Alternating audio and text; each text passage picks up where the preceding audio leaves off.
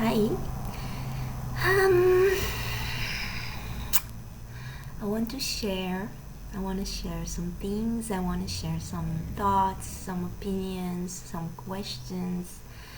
And the topic I want to talk about is too big for a written post. So I decided to make a video post. I'm still not in doing lives or something. There is a block with me and lives, but after talking to friends and seeing other teachers or people who inspire me, I want to really share and talk about this and do it on a video. So the topic that I want to talk about is kind of about values and also about controversy. There is a word in Hebrew. The word is vakhanut, and the English translation is polemic. Let me see. Polemics or controversy.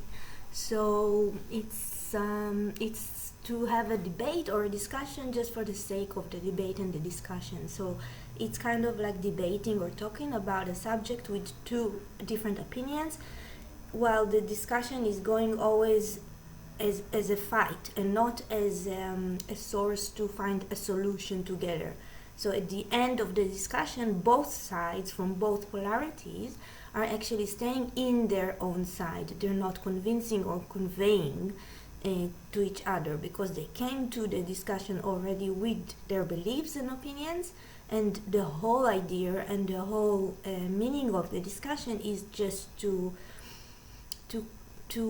convey their own message. But because these are two polarities, they cannot really meet each other. They cannot hear or listen. They are just, for the sake of the debate, saying what they believe in, and then also debunk the other side, instead of looking at a point of unity or a solution or similarities. So it's actually looking for the what's the opposite of similarity? I forgot. Look for polarities instead of similarities.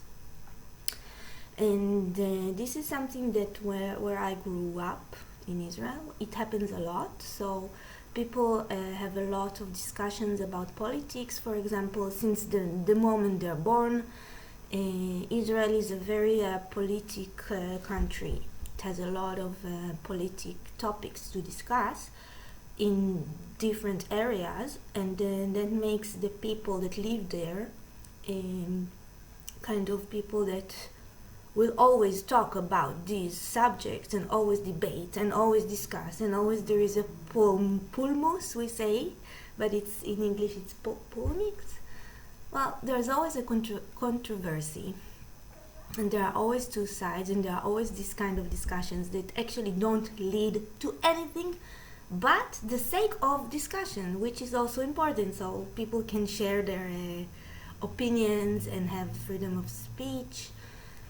But there is something that happens as a result of having this in culture, and the result is, I'm trying to organize my thoughts while speaking, so this is also an experiment for me. The result of these discussions is that, I'm repeating myself, is that the core issue is actually being dismissed, because during the journey of talking about a subject, if you are doing it from a controversial point, you will only try to convince the other side with, like I said, debunking, and instead of giving the issue or the topic or the core topic a place. You don't give it a place, you give a place to negate and debunk. Again, I'm repeating these words. Yeah, maybe it's not very understood, so I will give an example. I will give two examples from the last week. And why am I actually talking about it is because these kind of debates and discussions that I'm used to from my culture, from my upbringing, it kind of feels that recently, they have affected the whole world.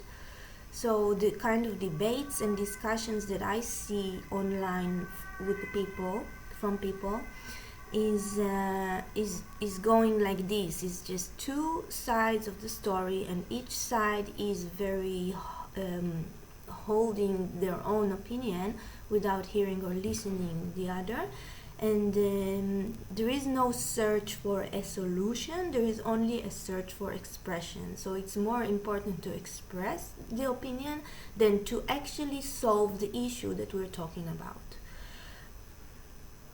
And actually, yeah, that's what I want to say, that the whole idea of debates or discussions, in my opinion, is good if it leads to something.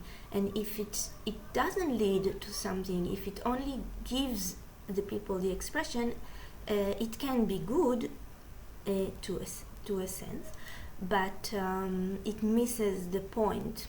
Okay, I will give examples instead of talking in general. So, for example, I'll give two examples. There has been a case, an incident in Cyprus about a year ago of a girl, a British girl, I think she's 18 or something, a very young age, that came to Cyprus for a vacation. She had a kind of a relationship with one Israeli boy that she met there, also very young. I think they're all 18 years old, in that area of age. And the incident became a gang rape, and I should say allegedly, because the court in Cyprus have decided against the woman, that the rape victim. The court actually held her incarcerated for half a year in Cyprus because they believed that she made up the story or lied. There were 12 boys, and I'm calling them boys, not men. There were 12 boys that were accused. They were released because they said she made it up. And that's it. They didn't get any punishment, and she actually got the punishment. So now, a year after, a lot of this story comes up. Of course, it wasn't silenced. It came up a lot, and the discussion around it is okay. There has been documentaries that are exploring this idea of sharing her story. And then there have been a lot of discussions around it, and I've noticed that the discussions, yeah, like I said, usually they have two sides: the side that believe the woman in this story, believe the victim in this story, and not believing the court or the boys. And then there is the other side who says, no, she's to blame, she made it up, the boys are not guilty. And yeah, so it's understood there are two sides here. Yeah, the other side says also court made the rule, so the court is right. And then these two sides of story, they start to have these discussions, these debates, these disputes, these arguments. And when I read these arguments, I see that people are going into so much details of the story that it makes my skin feels like ugh, like people who were not involved in the story. They are just spectators. They watch, they observe from the side. when they do the discussion, they take on themselves the judge or the court place, and they say, okay, I need to judge it, so I'm gonna go to the story and go into every detail of the story, and that makes the whole discussion less potent. Because when you go into so many details, you forget the big picture and you forget the issue, the core issue again. So the details, for example, where did she open her legs this way, where she dressed this way, what was she agreeing to, what was she not agreeing to. So really going into every little detail, because there are movies also, because she's been filmed, of course. And when I see these debates, I feel like they miss the whole point, because even the side that is against her is actually saying the same as the side that is in favor of her, because they both saying the same thing, but they don't even realize it, because they're so occupied in debunking and negating the other theory. So what I mean is that the side that says no, she's fault, is actually also saying that what happened there was maybe in the beginning with consent, but at some point the consent flew out the window, and then nobody asked her anymore what she wants or needs. They just did what they did. So actually both sides agree on that, but they don't even notice that they agree on that. They just keep fighting and arguing, because this side says it's not fair and this side says it's not fair. I don't want to get into too much details, because then it will be very long, but I hope you understand the point. But I will give another example. Actually, I have two more examples, because last week was full of these debates. One was about also politics, about the situation, about teachers in Israel, and if they should work or not work, and get money or not get money, and as employees of a government office, what kind of rights they have. And again, people are discussing their rights, and these people are strangers, of course. They are spectators, they are observers, they are from the side, people like you and me. And they go into, again, these details of how much the teachers earn, and how many days off they have, and what are their work conditions. And by going into so much details and being so occupied in the debate and the discussion, they again not realizing that actually both sides that arguing are saying the same thing in the essence. And the essence is that something here is unfair. And they actually agree on what is unfair, because if both sides will keep on talking, they will realize that actually they are protesting against the government or the office that employ the teachers, and how the systems behind it are corrupted or distorted and needs to change. But then they actually don't talk about the teachers, they talk about the systems behind them. So in a way, again, both sides are agreeing on something, but for the sake of the argument and the discussion, they keep fighting and fighting and fighting, and going into somebody else's details about their lives, going into their affairs while doing the debate. And the other example is ecology, environment. Scientists are working on climate crisis for a while, and they are warning us, but us, the people, don't really listen. And then on top of not listening to their warnings, there are some people who invest time, energy, and money on debunking the theories. So then it makes the scientists kind of have to work on proving their point again and again, or proving they are right again and again, instead of actually working on solutions for the problem. And the people who sometimes come against the scientists like Michael Moore, for example, that released a movie on Earth Day last week that debunk some green theories about alternative resources of energy, about plastic, and about other environmental issues. He has invested his time, energy, and money towards debating, actually. So he doesn't offer a solution, and he also believes that there is a crisis. He just spend the time and energy on negating somebody else and making them work harder to prove again their point. So what I'm saying is all these debates and discussions are taking away the core essence of the issue, the problem, and instead of working on solutions together, because actually both sides agree that something behind it is distorted, something behind it is corrupted, something behind it doesn't work. So instead of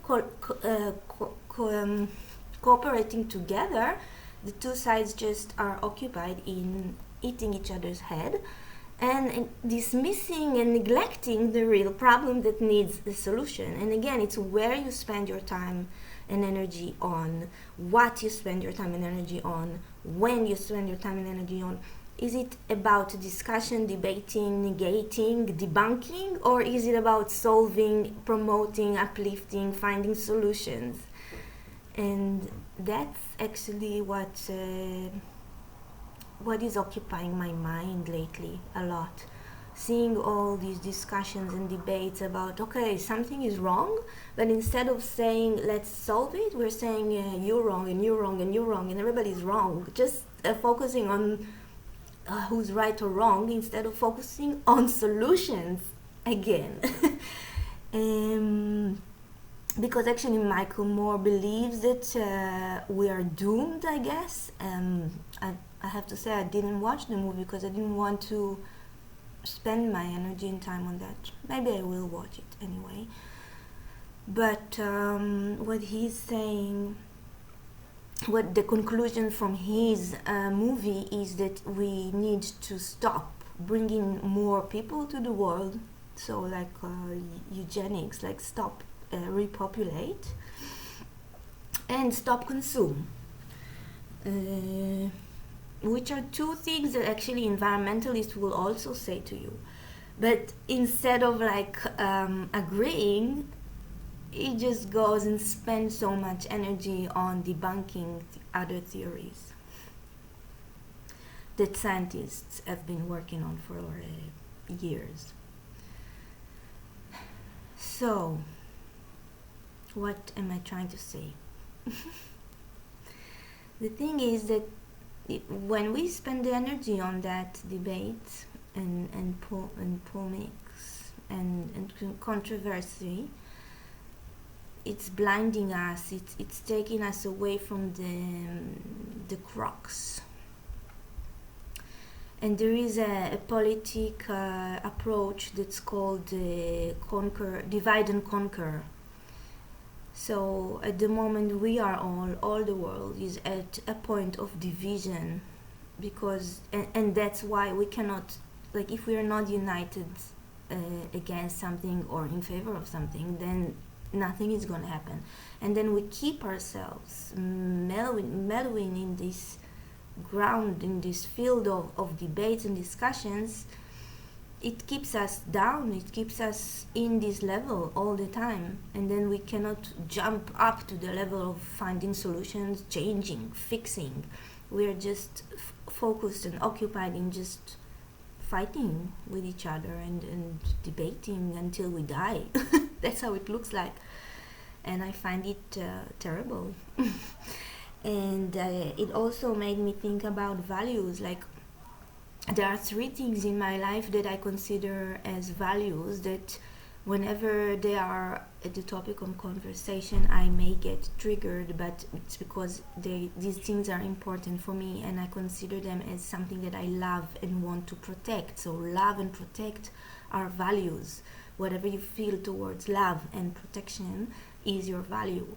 I have three of those. One is women rights and feminism and all the stories around it and the theories and the history. The second is the environment, the planet, ecology.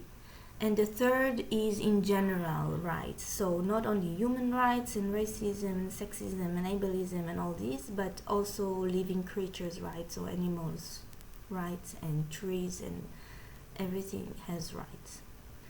So these are three topics that I consider as values. And the last week, with all the debates, and a lot of debates are surrounding these topics, it made me think, okay, why do I have values? What do these values bring me? How do they define me? Who am I without those values? Why do I want to protect them so much?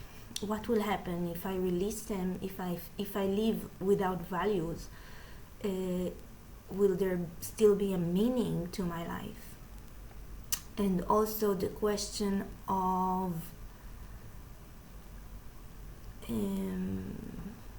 basically why do I have values? What are they for? And maybe it's easier to not have values in a world that is only concentrated on debating anyway. So I relinquish all my values and then I won't debate anymore. But then maybe I will be bored because there is no meaning to life without values. Or maybe because I don't like superficial talks, I like meaningful, deep talks. So of course I would have to have values in order to have these kind of talks.